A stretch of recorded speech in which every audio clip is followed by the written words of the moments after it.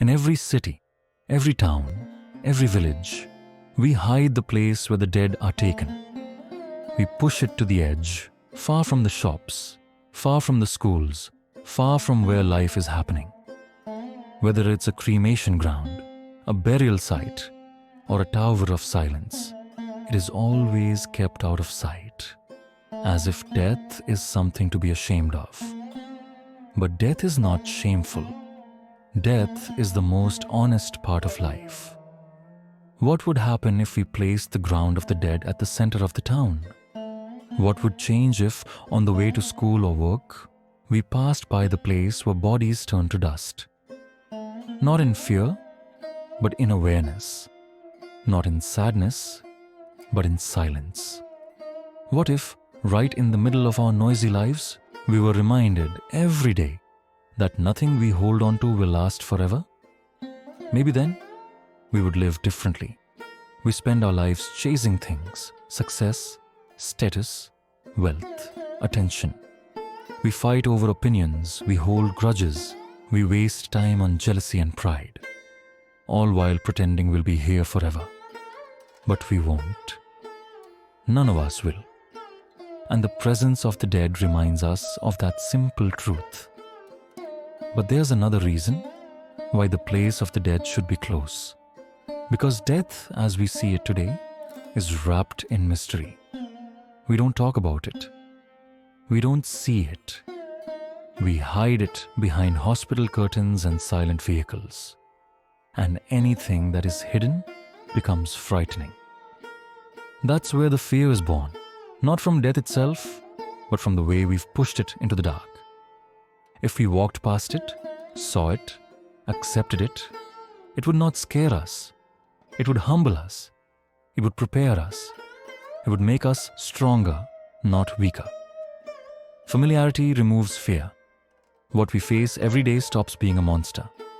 And maybe, just maybe, if we understood death deeply enough, we would also celebrate it. Not with fireworks or noise, but with reverence, with gratitude, with the quiet beauty of knowing that someone has completed their journey, that their suffering is over, that they have returned to silence, to peace, to the same place from where all of us came. Every culture that has remained close to nature has known this, that death is not the enemy. It is the closing of a circle, and that circle deserves to be honored, not hidden.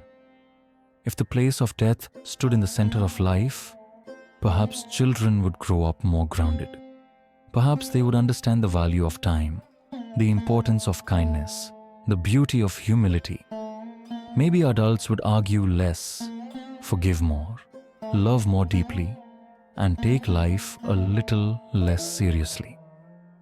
In ancient times, people didn't fear these places. They sat there in silence, thinking about the shortness of life.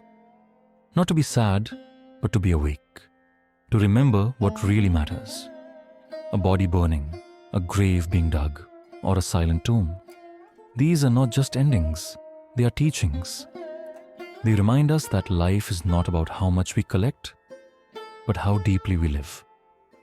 When we keep death far away, we also push away wisdom. We forget that every moment is slipping away. We become arrogant. We make small problems feel big. But if we saw every day that one day we too will be gone, our choices would change. Our lives would become simpler, kinder, and more real. So maybe it's time to bring the ground of the dead back into the heart of our cities. Not to create fear, but to remove it. Not to worship death, but to remember life. And perhaps to celebrate that too. That a life has ended. That it was lived. That it mattered. That place doesn't need to be hidden.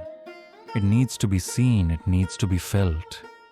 Because in its quiet stillness, it teaches the most powerful lesson of all, that we are alive, just for a little while.